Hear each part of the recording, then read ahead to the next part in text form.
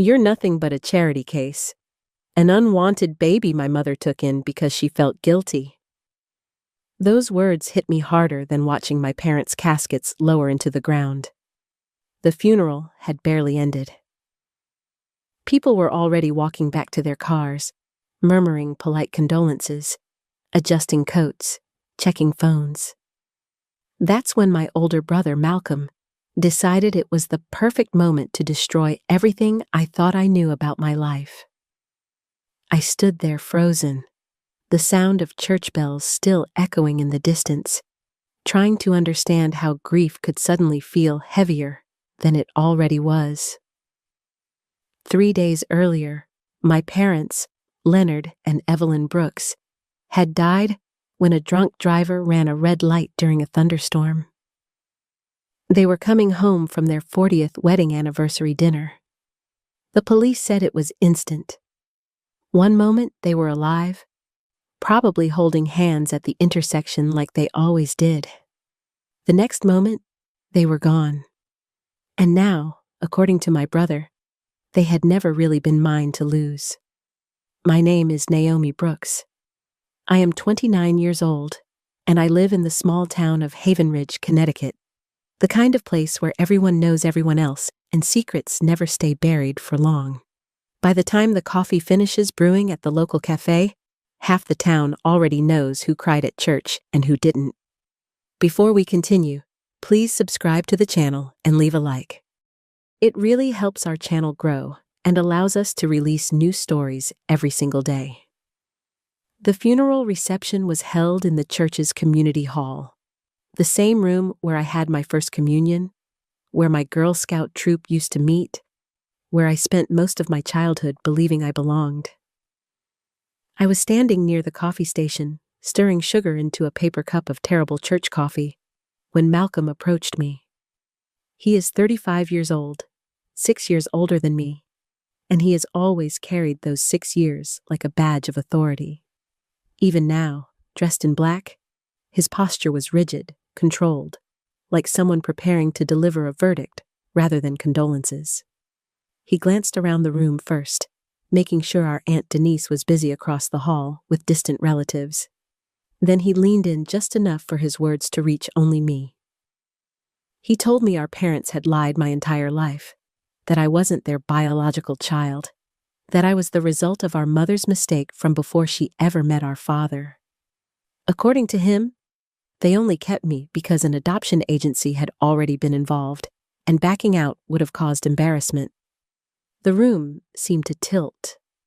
I felt my stomach drop as whispers began to spread nearby. I noticed our cousin Renee already typing on her phone, her thumbs moving fast, gossip traveling faster than grief ever could in a town like this.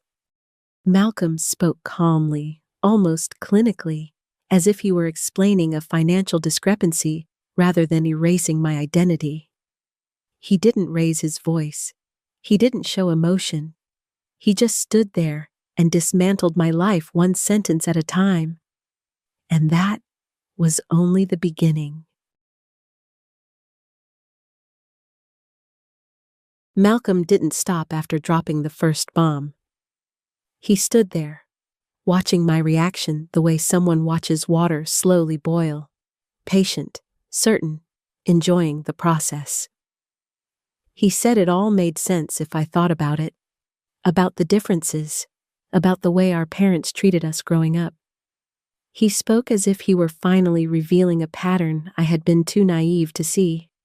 He reminded me that he had taken ballet classes at the most expensive studio in town while I went to gymnastics at the community center. That he attended private school while I went to public. That he received a brand new car for his 16th birthday while I got our father's old sedan when I turned 18, and only because our father had bought himself a new truck. He studied abroad in Europe for a semester. I worked evenings at a hardware store to help pay for my community college tuition. The signs were always there, he said quietly. You just didn't want to see them. Each comparison landed like a small cut, not deadly on its own, but cumulative. I had always explained those differences to myself as circumstance, timing, finances. I had never considered that they might be intentional. Around us, the room buzzed with restrained curiosity. People pretended not to listen while leaning just close enough to hear. Aunt Denise noticed something was wrong and started making her way toward us, weaving through clusters of relatives. Malcolm glanced at her, then continued, clearly determined to finish before he was interrupted. He reached into his designer coat pocket and pulled out a thin folder. He held it loosely, almost casually, but the gesture was deliberate. He announced, loud enough for several nearby tables to hear, that our parents' estate was worth $3.2 million. That included the house, our father's hardware business, and their investments. The words rippled through the room. Heads turned. Conversation stopped. Then he delivered what he clearly believed was the final blow. As their only biological child, he said, he would be inheriting everything. I would receive nothing, absolutely nothing, because blood mattered, and I didn't share theirs. A low murmur swept across the hall. Someone gasped. Someone else whispered my name. Aunt Denise finally reached us and immediately began scolding Malcolm about timing, decency, respect.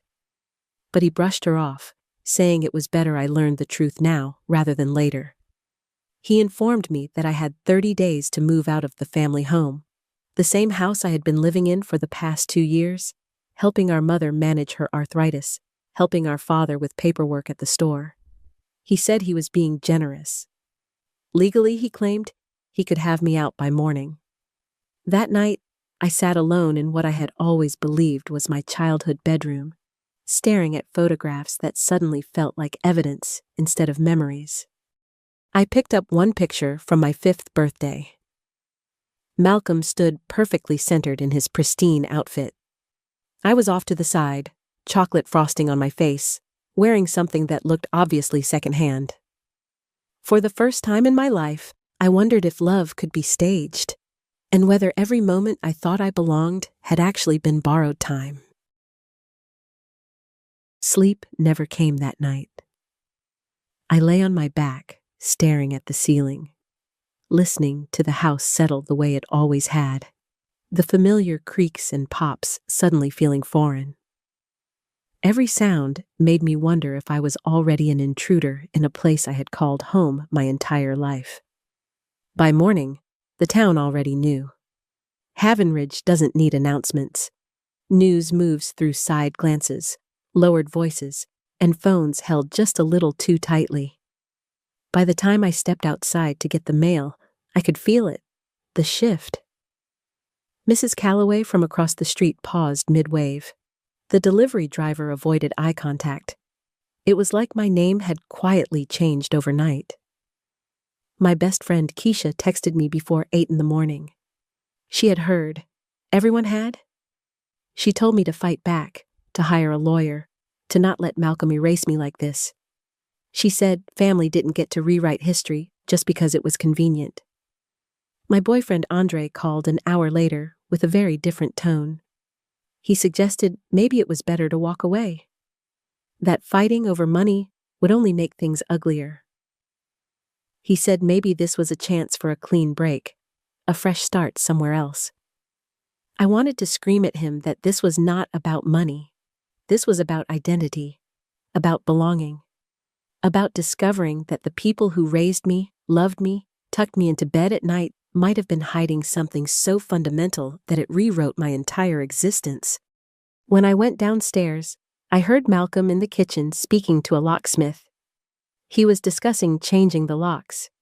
He wanted electronic ones, expensive ones. The locksmith kept explaining patiently that Malcolm had brought the wrong key to copy, an old padlock key instead of the house key. The absurdity almost made me laugh. Almost. Later that afternoon, Malcolm had his wife deliver a formal eviction notice. She stood at the door holding the paper with both hands like it might burn her. She couldn't meet my eyes. She mumbled an apology and left before I could say a word. The days that followed blurred together. I began replaying memories, searching for signs I had missed. Every compliment my mother ever gave me now sounded like guilt. Every time my father said, "Family isn't about blood, it's about showing up," I wondered if he had been preparing me without realizing it. I went up to the attic, looking for clarity, and found confusion instead. There were boxes labeled by year. Family photos from the early 1990s showed my parents and Malcolm smiling, complete, a perfect trio. Then there was a gap. Almost 2 years with no photos at all. And then suddenly, there I was, a toddler in clothes that didn't quite match the careful way my mother dressed Malcolm, holding a teddy bear that looked older than I was. Keisha came over that evening and found me surrounded by photo albums, sitting on the floor, crying over a picture from my first day of school. In it, I stood slightly apart, like someone had placed me into the frame after it was taken. She told me I was letting Malcolm get inside my head. That love didn't vanish just because biology was complicated, but even she noticed something strange. In Malcolm's baby photos, my mother looked tired but happy. In my earliest photos, even when she smiled, there was sadness in her eyes, a grief I had never noticed before. That night, Andre told me maybe this explained why I was so independent, why I never asked for help.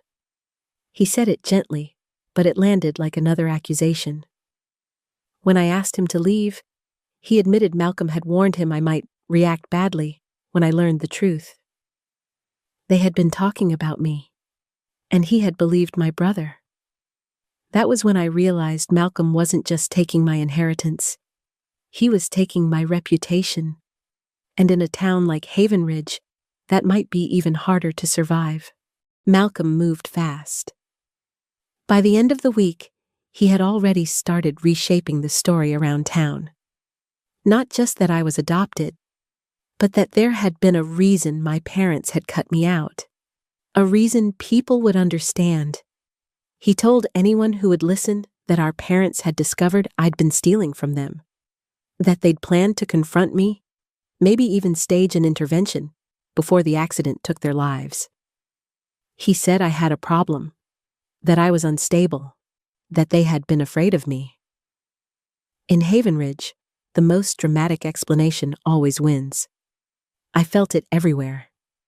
At the grocery store, Mrs. Brennan, who had been my mother's closest friend for over 20 years, crossed the aisle to avoid me. The pharmacist, who had known me since elementary school, suddenly needed to check inventory when I walked in. At the cafe where I had worked summers during high school, conversations stopped when I entered, replaced by awkward silence and forced smiles. The worst part was the lie about medication. My mother had suffered from severe arthritis during the last 5 years of her life. I had been the one organizing her prescriptions, driving her to appointments when the pain made it impossible for her to drive herself. Malcolm twisted that into me having access to pills, into theft, into addiction, and people believed him. I found more proof of how different my childhood had been while sorting through the attic again. Another box of photographs. More gaps. More evidence that my presence had changed the family dynamic in ways I had never been allowed to understand. Then came the call that shifted everything. It was late afternoon when my phone rang. The number was unfamiliar. The voice on the other end was calm, measured, and deliberate. He introduced himself as Mr. Harold Whitaker, the attorney who had handled my parents' legal affairs for over 35 years. He said Malcolm had been in contact with him repeatedly, aggressively. He also said there were documents my parents had specifically instructed him to keep confidential until after their deaths. He suggested we meet, but not at his office. Malcolm had been calling too often, making threats, and even had someone watching the building. Instead, Mr. Whitaker proposed the small coffee shop on Maple Street, the one with the cracked leather booths and faded photographs on the walls. Before the meeting, I remembered something Malcolm's wife had mentioned in passing about my mother's jewelry box. I found it tucked deep in her closet. The painted blue flowers were faded from years of handling. When I pressed along the bottom, a hidden compartment opened. Inside was a safe deposit box key. There was also a folded note in my mother's handwriting. For Naomi, it read, "The truth matters." That was the moment I stopped doubting myself. Whatever Malcolm thought he was doing, whatever story he had decided to tell the town, my parents had known this day would. Malcolm's campaign didn't slow down after that. If anything, it escalated. By the next morning, he had convinced several relatives to sign written statements claiming they had witnessed me repeatedly asking our parents for money. According to them, I had pressured them to change their will. That I had been manipulative, demanding, desperate. I recognized the names immediately. One cousin owed Malcolm money from a failed business venture. Another had been promised access to my father's truck once the estate was settled. Their loyalty had been purchased cheaply. The ugliest moment came when Malcolm accidentally sent a message meant for one of those cousins to the entire family group chat. "Remember," the message read, "if anyone asks, Naomi has been unstable for years. I've already told the lawyers she was stealing. Once the house sells, you'll get your share plus extra for helping." The message sat there for several seconds before anyone reacted. Then the replies exploded. Screenshots, questions, shock. Aunt Denise demanded an explanation. Uncle Raymond asked what Malcolm meant by extra. A cousin replied with a single word, "Wow." Malcolm tried to claim his phone had been hacked. No one believed him. That evening, Mr. Whitaker called again to confirm our meeting time. He told me gently to prepare myself, that what I was about to learn would answer questions I didn't even know how to ask yet. Before leaving the house, I opened the safe deposit box at the local bank. Inside were folders carefully labeled in my father's handwriting. Legal documents, bank statements, photographs, receipts, and letters. There was one from my biological mother, written in shaky ink. She apologized for not being able to stay. She said she had chosen Leonard and Evelyn because she trusted them to love me fiercely. She said she hoped I would never doubt that love. I sat there in the small bank office, my hands shaking, realizing my parents had not kept me out of shame. They had kept me out of protection. Mr. Whitaker explained it all at the coffee shop later that afternoon. How my parents had legally adopted me after my biological mother, my father's younger sister, died giving birth. How everything had been formal, documented, unquestionable. Then came the truth that made my stomach drop. Malcolm wasn't their biological child either. He had been adopted at the age of 2 from a distant cousin who couldn't care for him. He had known this since he turned 18, and he had used it as leverage against my parents for nearly 2 decades. That was why they created the trust, why they moved most of their assets out of the will years ago, why Malcolm's version of the inheritance didn't add up. The trust named a single beneficiary, me. That was when I understood something crucial. Malcolm hadn't just lied about my past. He had built his entire life on hiding his own. The truth didn't settle quietly. It detonated. Mr. Whitaker explained that the trust had been created nearly 2 decades earlier, when I was still a child. My parents had seen the warning signs long before I ever did. They had documented everything, every threat, every financial irregularity, every moment where Malcolm crossed a line and then pretended it never happened.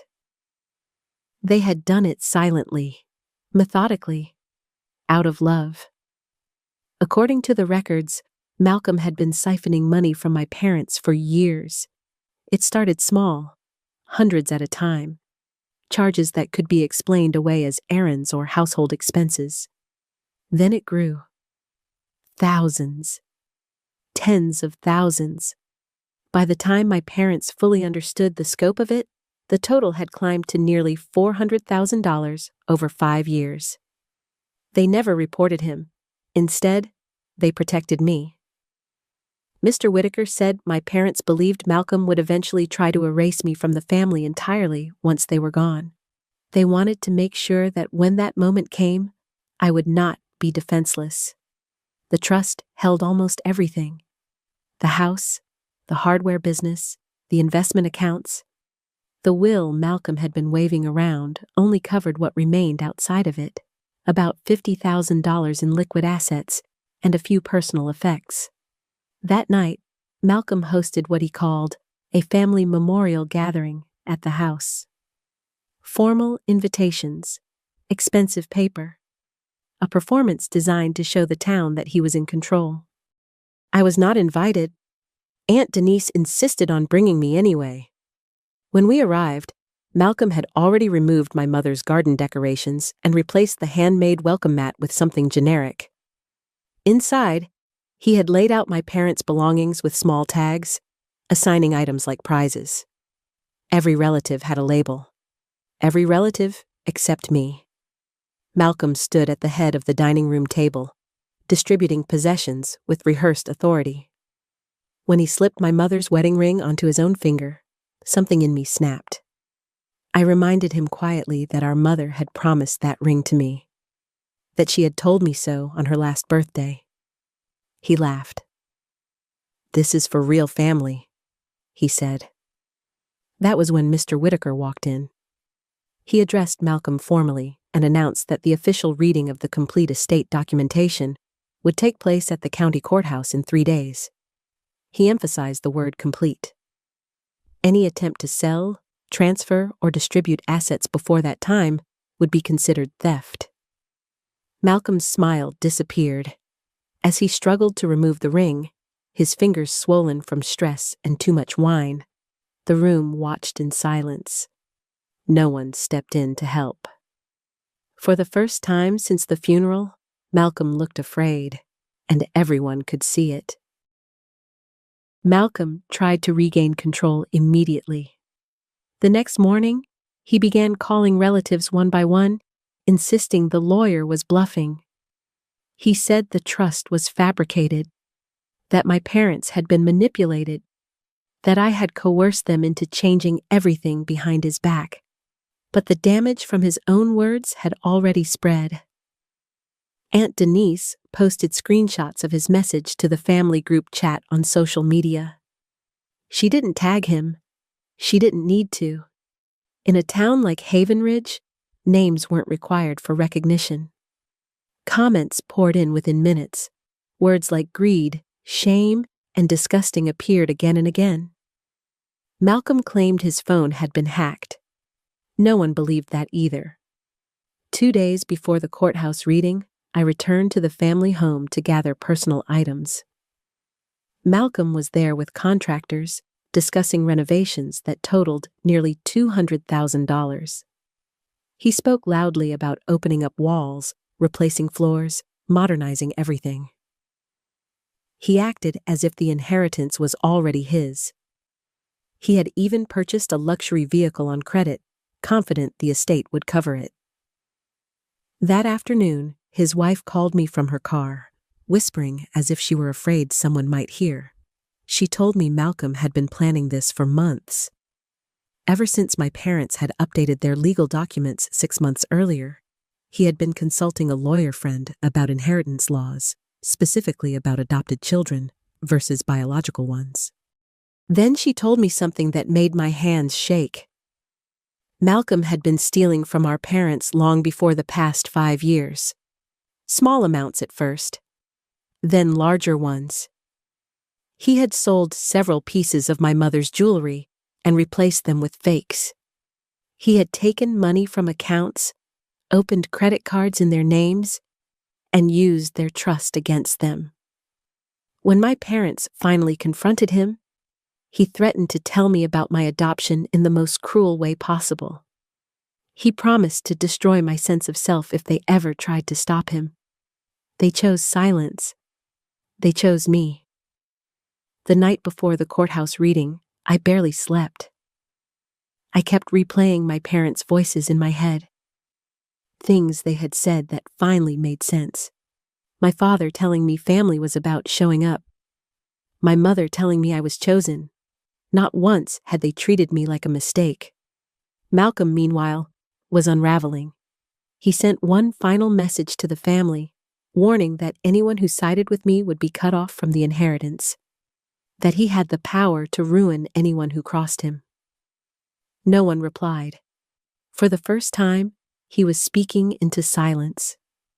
And the next morning, the courthouse was already crowded when I arrived. Haven Ridge doesn't usually gather in one place unless it's a holiday or a crisis. That morning, it was both. People lined the steps, whispered in clusters, sipped coffee like this was entertainment instead of the final chapter of my parents' lives. Malcolm arrived late.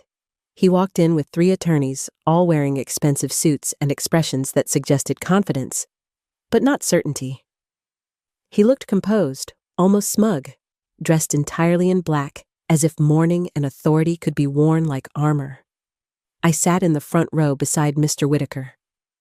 Aunt Denise sat on my other side, her posture rigid, hands folded tightly in her lap. Behind us, relatives filled the benches. Even a few of my mother's church friends had come, guilt written plainly on their faces. The judge entered and brought the room to order. Mr. Whitaker began by reading the will Malcolm had been circulating. It was real. Properly executed 5 years earlier. It left Malcolm $50,000, along with a few small charitable donations. Malcolm smirked. Then Mr. Whitaker reached into his briefcase and removed a much thicker document. He explained that nearly 20 years earlier, my parents had established a family trust. Everything of significance, the house, the hardware business, the investment accounts, had been placed inside it. The will governed only what was left outside the trust, approximately $3.1 million. The room shifted. Malcolm's lawyers immediately objected. They claimed they had not been informed of any trust. Mr. Whitaker calmly stated that the trust had been filed with the court decades ago and was public record. Any competent legal search would have revealed it. The lawyers turned slowly toward Malcolm. Then Mr. Whitaker named the beneficiary. Me. Malcolm stood up so fast, his chair fell backward. He shouted that it was impossible, that I wasn't their real child, that I had been adopted and had no right to anything. His voice cracked as he repeated the word blood like it was law instead of desperation. Mr. Whitaker waited until the room was silent. Then he confirmed the adoption. Legal, final, irrevocable. And then he delivered the truth Malcolm had spent his life hiding. Malcolm was adopted too. He had known since he was 18. The courtroom erupted. Malcolm didn't speak. He couldn't. His mouth opened, but no sound came out. His entire identity collapsed in front of witnesses who now understood exactly who he was. The truth didn't just expose him. It erased him.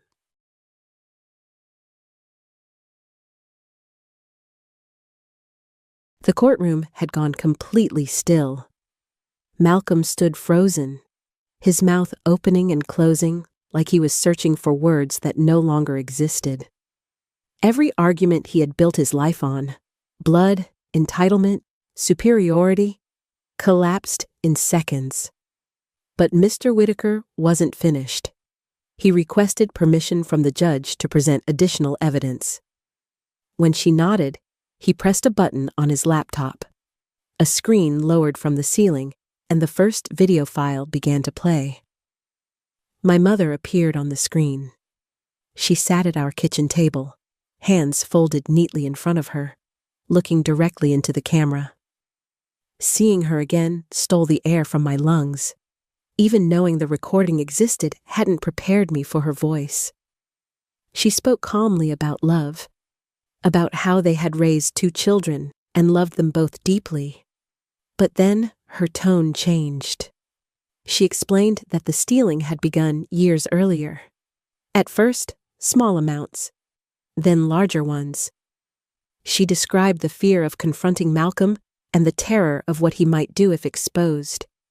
She said they had tried to help him, tried to reason with him, tried to protect both of us. My father appeared next. He explained how they had discovered forged checks, unauthorized credit cards, and missing jewelry. He detailed how Malcolm had replaced real pieces with imitations. Every claim was supported by documents that Mr. Whitaker displayed alongside the video: bank statements, receipts, photographs. The total amount taken was just under $400,000. Malcolm's attorneys began quietly packing their briefcases. The video continued. My parents explained why they created the trust, why they moved everything of value into it years ago, why they chose me as the sole beneficiary. They said it wasn't punishment. It was protection. Protection for the child who had never once threatened them, who had never taken advantage of their love. Then my mother looked directly into the camera again. She said I was never a mistake, never unwanted, never temporary. She said I had been chosen before I was even born. The courtroom was silent except for quiet sobbing. Even the judge wiped her eyes. Malcolm didn't cry. His face, stiffened by years of control and cosmetic perfection, barely moved at all. But his hands shook. And for the first time, everyone could see the truth. He wasn't angry. He was Malcolm finally found his voice. He shouted that the video was fake, that my parents had been manipulated, that Mr. Whitaker was part of some conspiracy designed to steal what was rightfully his. His words tumbled over each other, growing louder, sharper, more frantic with every sentence. The judge warned him to calm down. He didn't. He pointed at me, accusing me of coercion, of poisoning our parents against him, of turning the family against the real child. Spittle flew from his mouth as he ranted about bloodlines and entitlement, repeating the same argument that had already been dismantled in front of him. That was when his wife stood up. Her voice was quiet, but it carried through the courtroom. She said she had filed for divorce that morning.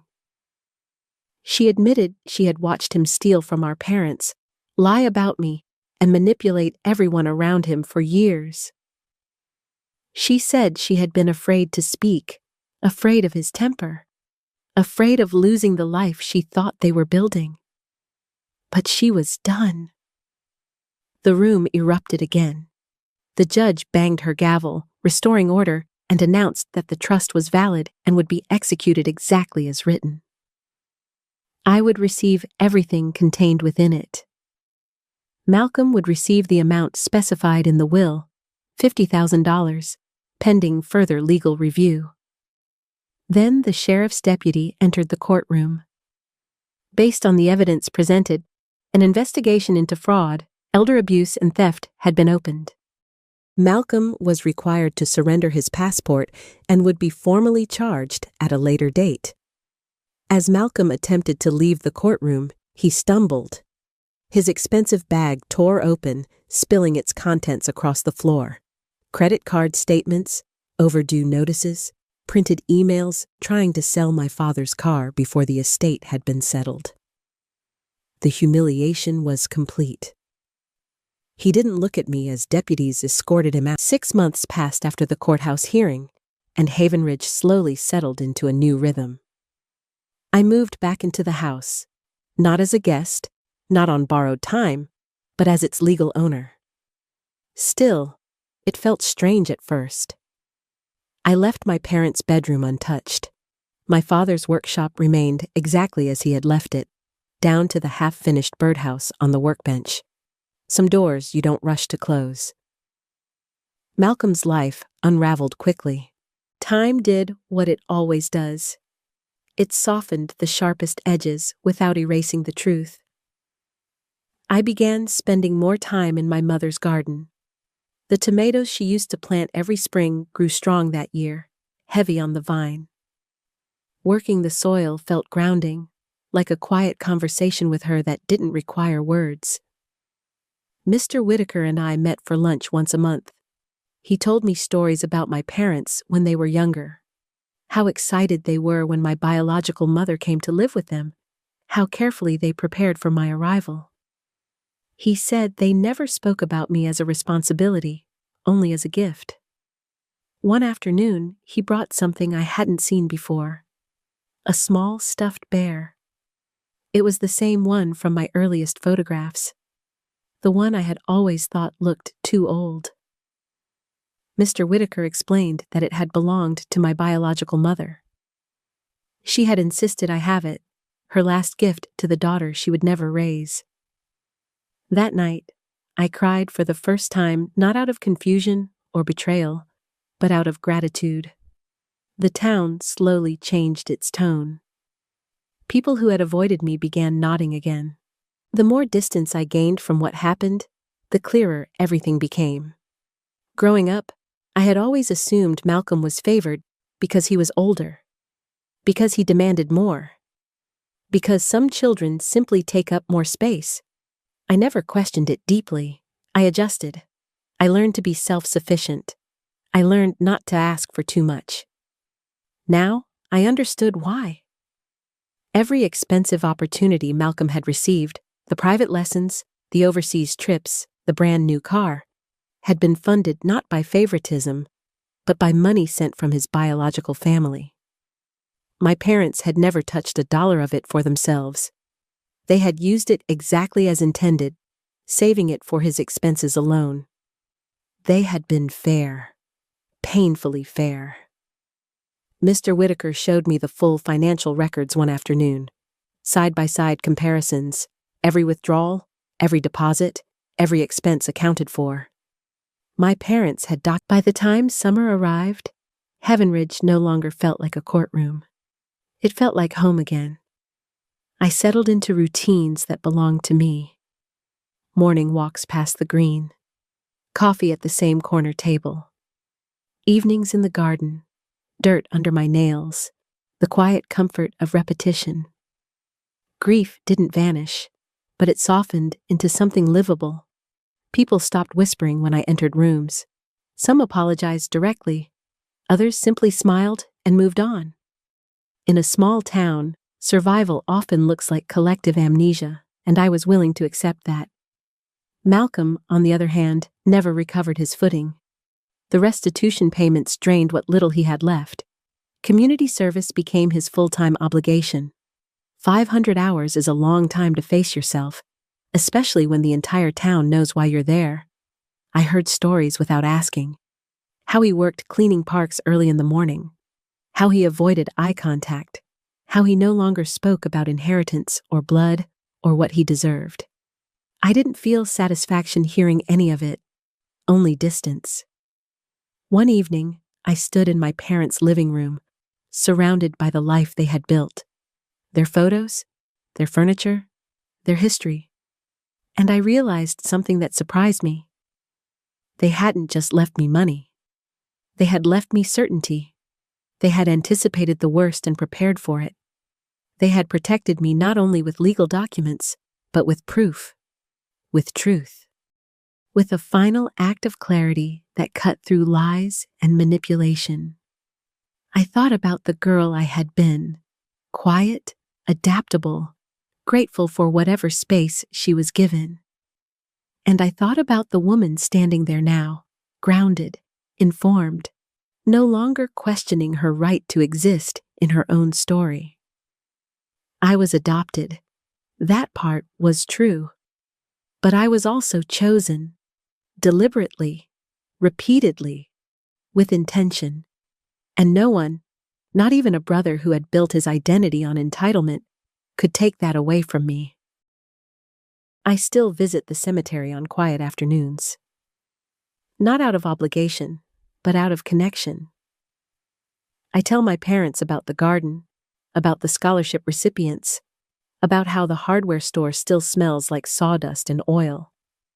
I tell them that their choices mattered, that they worked, that I am safe. Sometimes I think about Malcolm, not with anger, not even with disappointment, but with clarity. He believed blood made him powerful. He believed entitlement could replace character. And in the end, all it did was leave him alone with the truth he tried so hard to hide. I was adopted, but I was never a mistake. I was chosen by people who loved me enough to protect me even when they knew they wouldn't be there to explain it themselves. They saw the danger coming and built something stronger than lies. They built certainty. If you listened to the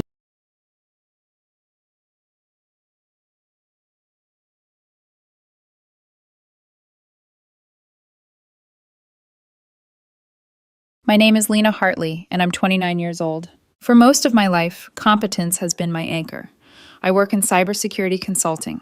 Long hours, complicated systems, clients who don't understand why their totally safe setups are basically paper doors in a hurricane. I like structure. I like versions, proofs, logs.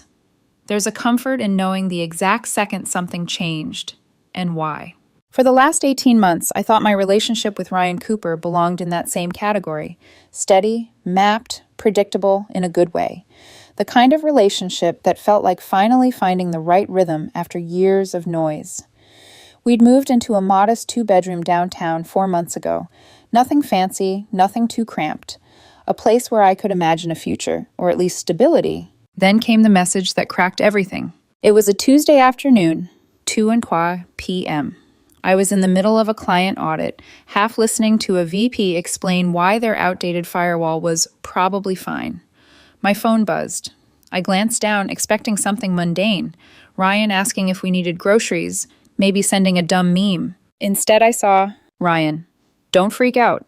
I lost your laptop. My ex borrowed it for a project, and now she can't find it. I read it once, twice, a third time, because the words refused to form coherent meaning. Ex borrowed? Lost? My chest tightened, but everything around me stayed strangely quiet, as if my body knew to go still so my brain could process the absurdity. When I finally responded, the message typed itself. Me. What do you mean your ex borrowed my laptop? But before he replied, shock grew roots. That laptop, my personal HP Spectre, wasn't just a device. It held 3 years of private files, tax documents, encrypted archives, wallet backups, family photos, client notes. Nothing illegal, nothing dramatic, just everything that mattered. Why would he give that away? When Ryan finally answered, it didn't help. Ryan, she needed one for a presentation. Mine was glitching. You weren't home. I'm sorry, babe. Babe. The casual softness of the word dropped into something that felt like a betrayal, made my stomach twist. I reread his message again. A detail snagged. When had he done this? I waited. A bubble appeared, vanished, returned. Ryan. Like 5 days ago. She said she'd bring it back Sunday, but now it's missing. She's panicking. I'm really sorry. 5 days. He'd given my laptop, my property, to his ex-girlfriend 5 days ago, and only now was telling me because she'd lost it. Not misplaced, not delayed, lost. A quiet, cold hum filled me from the inside. In cybersecurity, we call that hum a threat response. The part of your mind that begins mapping every possibility before your emotions can catch up. I finished the client meeting on autopilot. By the time I left the office early and got home, the apartment felt different. Same walls, same furniture, same mild smell of laundry detergent, but sharper. The silence pressed against me. Ryan wasn't home yet. He had a client dinner across town. I sat at the kitchen table and stared at the message thread. The refrigerator hummed, an annoying reminder that some things at least still worked the way they were supposed to. Why hadn't he asked me first? Why hadn't he told me sooner? And of all people, why her? I'd heard the name Marissa Hale before, Ryan's ex of 2 years. A woman who worked in marketing or advertising, something creative, he'd said vaguely, as though the specifics didn't matter. They'd broken up 8 months before Ryan and I met. He told me they'd ended amicably, no hard feelings, just different paths. I'd never met her, never had a reason to. I trusted him. Until today. I opened my tracking dashboard. a habit I'd developed early in my career. Pray installed on every device I owned. I entered my login, and there it was. Last ping, Saturday, 3:47 p.m. Location: a residential luxury complex 20 minutes away. The tension in my chest shifted, no longer sharp, clear. Marissa hadn't lost anything. I screenshot everything: location, timestamp, device ID, then pulled up Street View. The building was sleek, modern, expensive. The kind of place someone with stable income and good credit lived, not the kind of person who borrowed laptops from ex-boyfriends. Something was off, deeply off. I needed context, so I called the one person who would give me a straight answer. Officer Danielle Ruiz picked up on the second ring. We'd gone to college together before she joined Metro PD. She wasn't a detective, but she understood procedure better than anyone. "Lena, what's up?" I hesitated, then told her everything. Ryan giving my laptop away, the 5-day delay, the tracking ping, the silence from Marissa. She didn't interrupt. When I finished, there was a pause. "Okay," she said. "First question, do you have proof it's your laptop? Serial number, receipt?" "Yes." "And evidence of where it last pinged?" "Yes." "And text showing you've asked for it back?" "Working on that."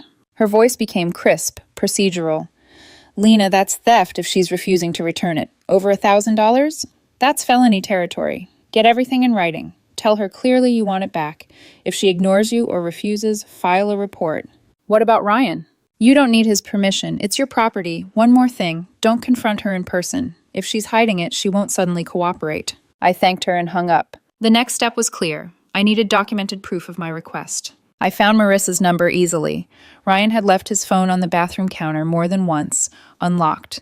I hadn't snooped. He just wasn't careful. Me. "Hi, Marissa. This is Lena, Ryan's girlfriend. He says you borrowed my laptop. I need it returned by tomorrow. Please let me know when I can pick it up." No response. 1 hour, 2, 3. Nothing. Ryan got home around 6:30 p.m., tense and apologetic. When I asked him why he hadn't told me earlier, he shrugged like it was small. "You weren't home that night, and she really needed it. I didn't think it was a big deal." "It's my device," I said, "my personal files." "I know, and I'm sorry. Look, I'll pay for a new one if she can't find it." "It's not about the money, Ryan." He looked confused, like he genuinely couldn't understand why this mattered so much. We ate in tight silence. He left early for bed.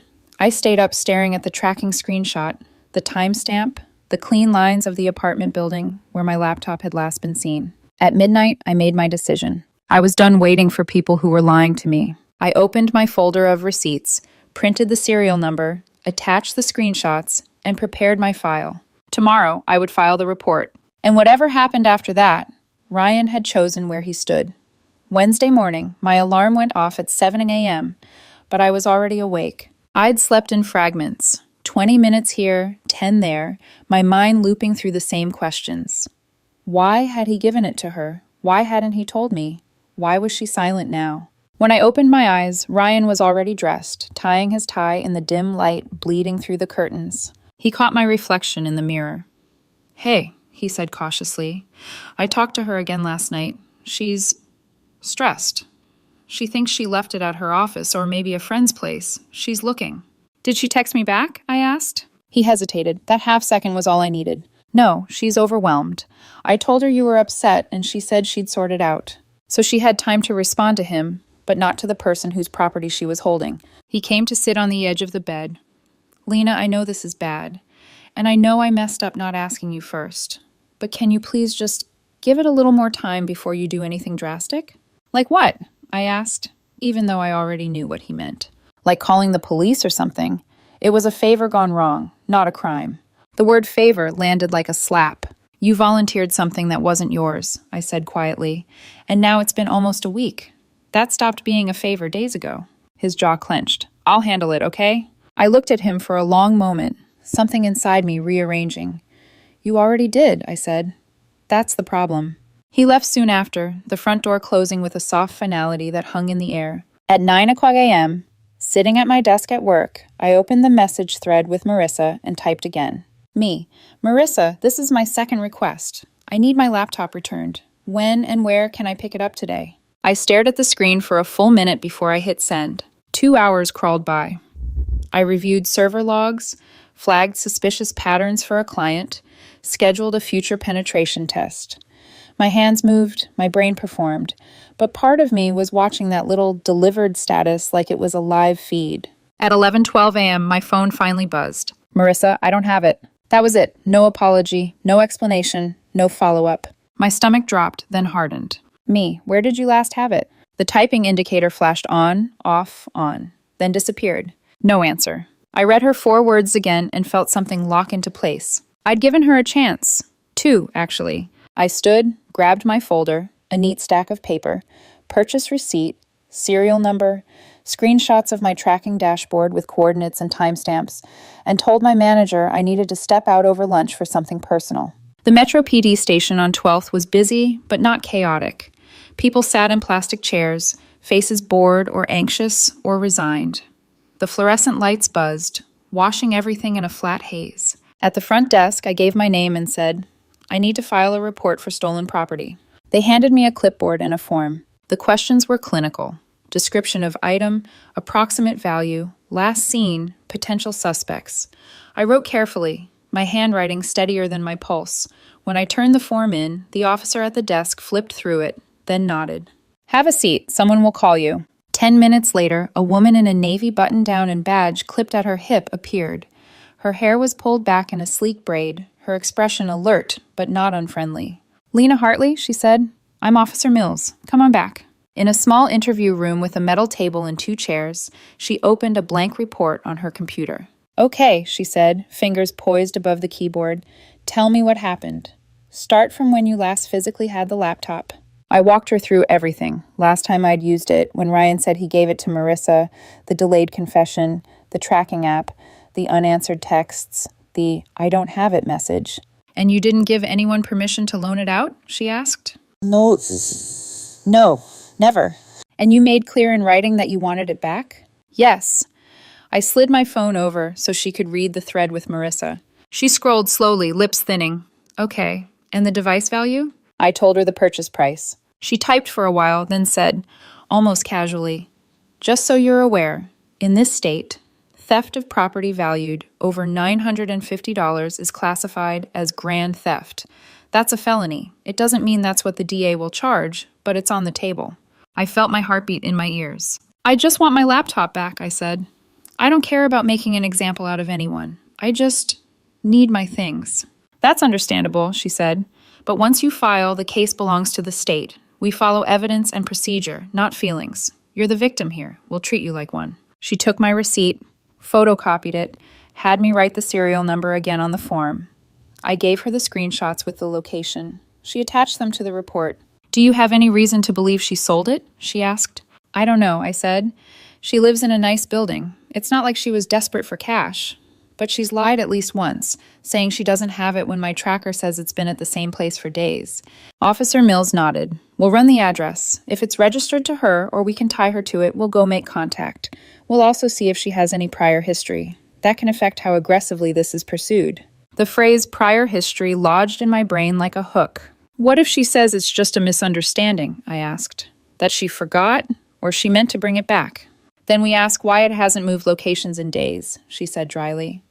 Look, sometimes people panic and double down instead of doing the right thing. That's their choice.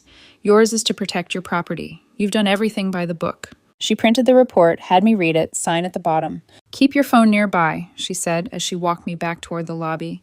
We may need more information. And if she contacts you, don't threaten her, don't negotiate. Just document everything and let us handle it. I stepped out into sunlight that felt too bright. It wasn't even 1:00 p.m., but I felt like the day had doubled in length. On the drive back to work, my mind kept replaying Ryan's face that morning. The way he'd said don't do anything drastic like protecting my belongings was some wild overreaction. I hadn't texted him from the station. I didn't tell him I'd filed the report. Part of me knew he would see it as a betrayal. The twisted irony of that made my chest ache. When I got home that evening, the apartment smelled like takeout. Ryan had spread Chinese containers across the counter like peace offerings. He turned, hopeful. Hey, he said, I got your favorite. Orange tofu, extra broccoli. Thought we could just decompress tonight. I hung my keys slowly. Did she text you? I asked. His expression flickered. She's still looking. She swears she doesn't know where it is. I told you. She texted me, I said. He froze. What did she say? She said she doesn't have it. He ran a hand through his hair, already annoyed. Okay, so maybe she left it somewhere. Mistakes happen. She probably feels terrible. Can you not make this worse by assuming the worst about her? I stared at him. You do realize you're asking me to assume the best of a woman I've never met who's hiding behind you, instead of trusting my own eyes and my own data. He opened his mouth, then closed it. I'm just saying, he tried again. She's not some criminal, Lena. She's a good person who screwed up. You're very sure about that, I said softly. Funny how you're willing to extend that certainty to her, but not to me. He dropped his gaze, fiddled with a chopstick wrapper. You're blowing this out of proportion. I almost laughed. Grand theft, felony territory, prior history. Maybe, I said. We'll see. He frowned. What does that mean? I thought about telling him right then that a report was already filed, that his ex name was now attached to an incident number in the Metro PD system. I thought about the way his shoulders would stiffen, his eyes would harden, who he'd side with. I swallowed the urge. It means, I said carefully, I'm done pretending it's not serious. He scoffed. It's a laptop. No, I said, it's a line, and you already crossed it. His jaw tightened. You know what? Eat if you want. I'm not doing this right now. He grabbed his keys and walked out. The door slammed. The picture frame nearest the hallway shuddered, tilting slightly askew. I stood in the suddenly quiet kitchen, surrounded by containers of food that smelled like someone else's life. On the counter, my phone buzzed. A notification from the email confirmation of my police report, assigning it a case number. I stared at that number for a long time. I thought I was just filing paperwork. I didn't know then that it was the first crack in the life I thought I had. Thursday morning felt deceptively normal. The sky was a clean, winter blue. Cars hummed outside my window. Someone in the building across from ours was overwatering their balcony plants again. If you looked through the glass, you might have thought this was a day that would pass without consequence. But inside my phone, inside the Metro PD system, everything was already shifting. At 10:22 a.m., as I was reviewing a client's endpoint security logs, my phone rang. Unknown number, local area code. I answered immediately. Hello? Ms. Hartley? This is Officer Ruiz with Metro PD. I'm following up on your stolen property report. A breath of something like relief escaped me. Hi, Danielle. We attempted contact at the address your tracking showed. The apartment is leased to a Marissa Hale. Your description matches. She wasn't home when officers arrived, but we left a notice. I didn't speak. I knew enough to wait. There's more, Officer Ruiz continued. When we ran her name, we found an active warrant in the system. I sat up straighter. A warrant? Failure to appear, she said. Related to a 2-year-old theft case. Retail theft, small, but still a charge. She skipped court. The warrant's been dormant, but now that officers made contact through your case, it's active again. My throat tightened. So what happens now? We flagged her as a priority if she's stopped or contacts law enforcement. Separate from your case, but I thought you should know the kind of person you're dealing with. We're still working to recover your laptop. Thank you, I said quietly. Please keep me updated. We will. Talk soon. When the call ended, I sat completely still. Marissa had an active warrant for theft. Ryan had insisted she wasn't some criminal. The universe had responded with paperwork. I stared at my computer screen, lines of code, logs, timestamps, but none of it seemed to matter. I felt hollow and hot at the same time. Around lunch, I went home. I didn't even know why, just that my apartment suddenly felt like the place I needed to be to absorb all this. Ryan walked in 30 minutes later, cheeks flushed, breath short, like he'd run instead of driven. His phone was in his hand. Lena, he said, voice tight, I just got a call from Marissa. I set my mug down carefully. And? The police were at her apartment. They left a notice. She is freaking out. She said they're treating her like a criminal. Lena, did you file a police report? His eyes were wild, a mix of panic and accusation. I held his gaze. Yes. He stared at me like I had confessed to arson. Oh my God, he said, you actually did it. You gave my laptop away, without permission, and she refused to give it back. She didn't refuse, he shouted. She lost it. Then why did my tracker show it sitting in her building for days? I asked. Why did she tell me she doesn't have it, but refused to explain where she last had it? He paced, hands in his hair. This is insane, he said. You're blowing this up. You didn't have to drag the cops into this. Do you know what they're going to do to her? She could lose her job, her reputation. I went still. You're worried about her reputation, I said slowly, but not my privacy, not my property, not the fact that she lied to me. She didn't lie. She made a mistake. And you made a choice, I said. You chose to trust her over me. He stopped pacing. This isn't about trust. Yes, I said quietly. It is. His jaw worked like he was chewing on anger. You're being cruel, he said finally. Vindictive. You could have waited. You could have talked to me. You didn't have to go nuclear over a laptop. It's my laptop, I said, and she's had it almost a week. She's been looking. No, I said. She's been hiding. He blinked, hard, like he couldn't process the words. You don't know that, he said. I know enough. He stared at me with something like disbelief. But beneath that, simmering, was anger. Not at Marissa, not at the situation, but at me. She called me crying, he said. She said the police are going to destroy her life. And for what? A stupid misunderstanding? I felt something sharp twist deep inside my ribs. You're awfully invested in protecting your ex, I said. More than you've ever been in protecting me. His expression flickered. Guilt, shock, then rage. He grabbed his keys. I'm going to go talk to her. Of course you are, I said. He froze. It's not like that, he snapped. It's exactly like that. He didn't defend himself. He didn't deny it. He didn't even try. He just left. The door slammed so violently the wall shook. I sat alone on the couch, hands trembling, breath unsteady. It was the clearest I'd seen things in days. He didn't care that my privacy had been violated. He didn't care that my property had been stolen. He didn't care that I had been lied to. He cared that she was upset. The next morning, Friday, I went to work early. Tried to lose myself in tasks. Tried to build a firewall between myself and everything unraveling in my life. At 3:10 p.m., my phone rang again. Unknown number. Metro PD. My heart dropped. Ms. Hartley? Yes? This is Officer Chen with Metro PD. I'm calling regarding the suspect from your stolen property report. The word suspect was jarring. We located Ms. Hale this morning, Officer Chen continued. She was stopped for a broken taillight. When the officer ran her name, the outstanding warrant came up. She was taken into custody. I exhaled shakily. Is she? What happens next? She'll be processed at county. She'll have a bail hearing. As for your case, the warrant is separate. We're continuing to search for your laptop. Thank you, I whispered. We'll update you as soon as we have more. When he hung up, I sat at my desk, staring at the glowing monitor. Marissa had been arrested. Ryan was likely with her, or on his way. The threads of my life were pulling apart, one by one. That night, Ryan didn't come home. He didn't text, didn't call, didn't leave a note. Saturday morning, I found his toothbrush gone, his drawer empty, half of his clothes missing. Around noon, he finally walked in, face wrung out with fury and exhaustion. You did this, he said, voice trembling. They arrested her because of your stupid report. No, I said calmly. They arrested her because she had an active warrant. But they wouldn't have found her if you hadn't involved them. She wouldn't have been involved at all if she'd returned what she took. He raked a shaking hand through his hair. She's going to lose her job. She can't afford bail. This is destroying her life. Her life, I said, is the result of her choices. Not mine, not yours. He looked at me with something unrecognizable. I can't do this, he said. I can't be with someone this cold. The irony was cutting. Then he grabbed a duffel bag, shoved in more clothes, and left again. When the door clicked shut, I didn't chase him. The apartment was silent. The refrigerator hummed. Something inside me settled. I had already lost him long before the police ever showed up at her door. Sunday passed quietly. Quiet in the way grief is quiet. Not peaceful, but heavy. A pressure in the air, in the walls, in your chest. The kind of quiet that makes you aware of every small sound.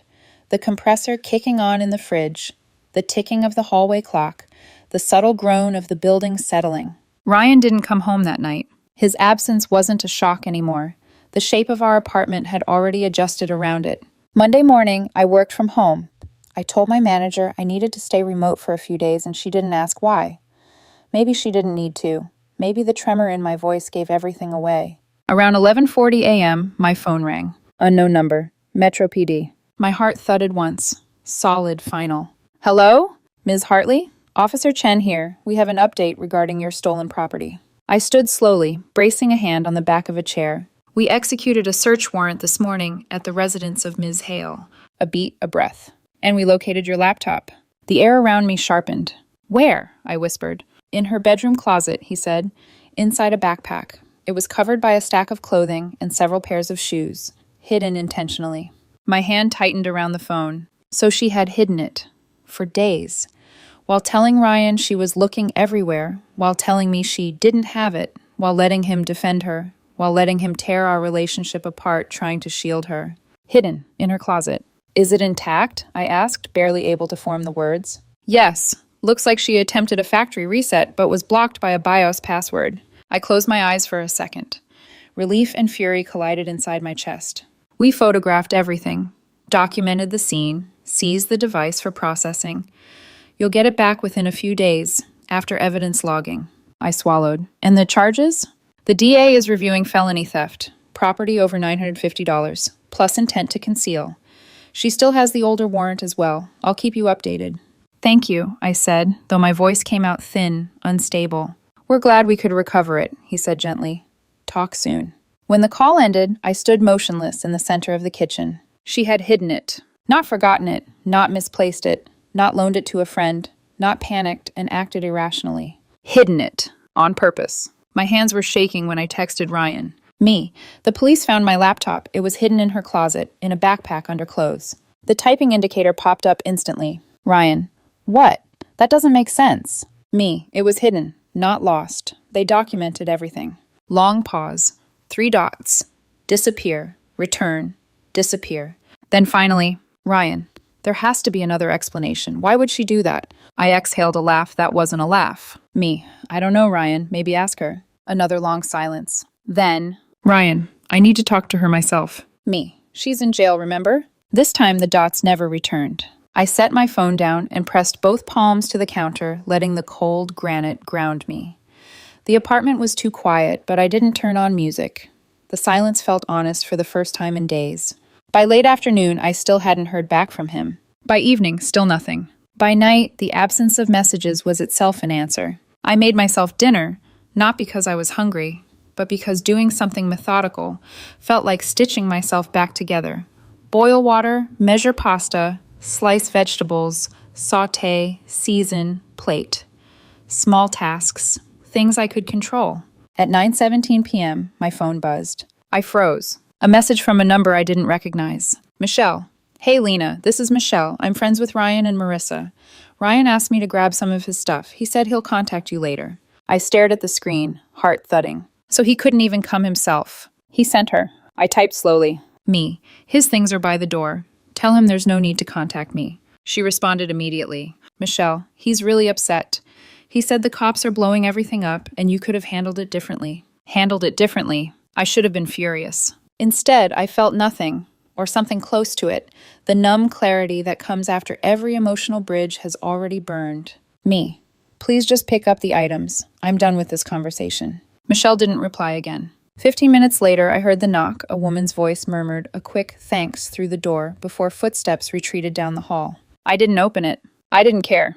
Tuesday morning, I woke before dawn.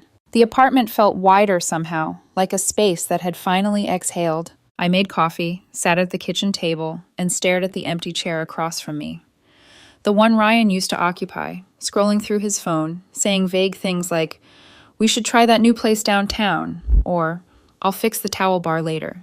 I waited for sadness to rise. It didn't. What rose instead was a quiet certainty. He had chosen the other side, not accidentally, not out of confusion, but deliberately. He had stood between me and the truth and called me cruel for refusing to be lied to.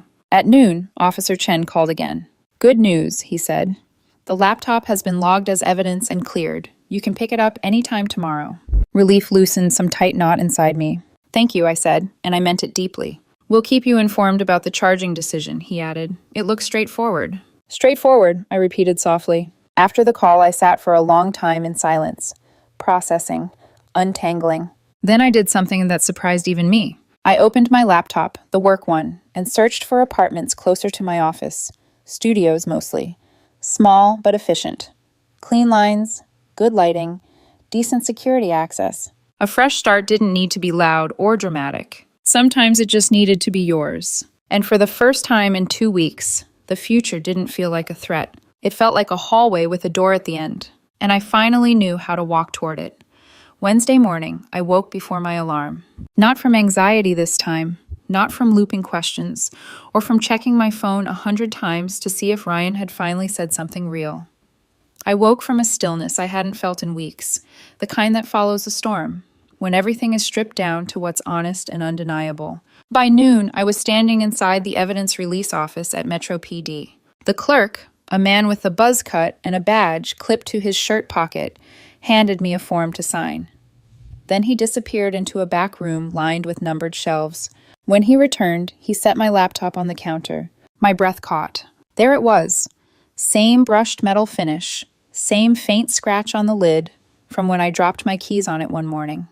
For a moment, I didn't move. I just looked at it, this object that had somehow become the fault line of my entire life. "You'll want to change all your passwords," the clerk said, not unkindly. "Just in case." "I already planned on it," I said. He nodded and handed me the case file envelope.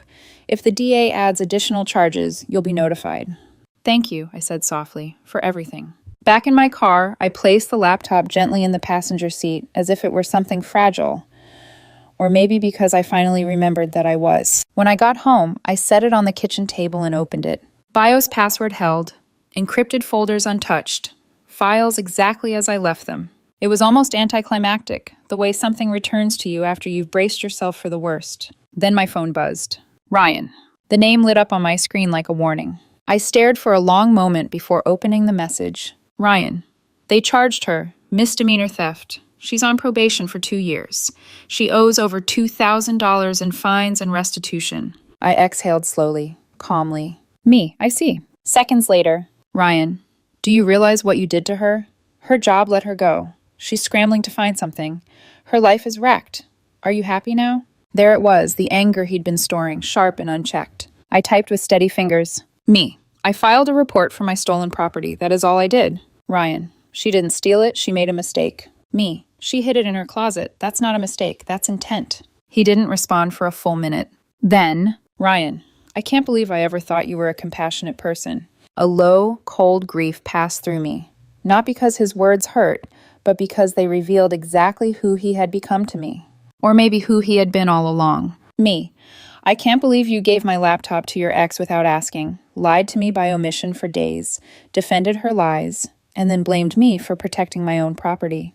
3 dots appeared, stopped, appeared again, stopped again. Then, Ryan. She needed help. She still does. She's going through hell. Me. Actions have consequences. That applies to everyone. This time, the silence stretched long, more than 10 minutes. Then a final message. Ryan. I'm moving the rest of my things out this weekend. Michelle said she'd help. Don't be here. I felt the last thread between us snap, cleanly, quietly, almost mercifully. Me. Understood. He didn't text again. Friday afternoon, Michelle picked up the last of his boxes. I didn't open the door. She didn't knock. She used the spare key Ryan had left earlier in the week. When she left, she slid it under the door in a silent gesture of finality. The moment the lock clicked, the apartment felt different. Lighter, somehow. As though someone had opened a window I didn't know was sealed shut. I sat on the floor, leaning against the couch, laptop open in front of me. I changed every password I owned, reset every authentication key, ran diagnostics, updated all firmware, methodical, steady, mine. When I finished, I closed the lid and let my head fall back. It was over. Not cleanly, not kindly, but completely. A week later, mutual friends confirmed what I had already sensed in the cold spaces between Ryan's messages. He and Marissa were talking again, meeting, spending time, navigating her probation paperwork together. It didn't sting the way I expected. In some strange way, it made sense. I had been fighting for truth. He had been fighting for her. 2 different wars, 2 different loyalties, 2 different versions of love. I wasn't part of his anymore. I didn't want to be. That same night, I found a quiet studio apartment 10 minutes from my office. Floor-to-ceiling windows, key card entry, a kitchen counter just wide enough for someone who made meals in single portions. I toured it the next morning, signed the lease that afternoon. When I walked in with my first box, just a stack of clothes and a potted plant that had somehow survived everything, the space felt blank and open and waiting. A place with no echoes, no lies, no borrowed anything. Just mine. On my first night there, I sat cross-legged on the floor, eating takeout Thai from a cardboard container. The city lights flickered through the glass, painting gold strips on the bare wood. For the first time in weeks, I let myself breathe fully. No guilt, no doubt, no weight that wasn't mine. Just relief, quiet and true. I didn't ruin their lives. I didn't create their decisions. I didn't make their lies. I simply refused to carry the cost of their choices. And for the first time in a long time, I felt like I had my life back. Thank you for listening to this story until the end. Hopefully, every moment in the story has touched your heart, brought you some reflection, some emotion, and hope. Thank you for taking the time to experience it with us, and hope that each next story will always accompany you on your life journey.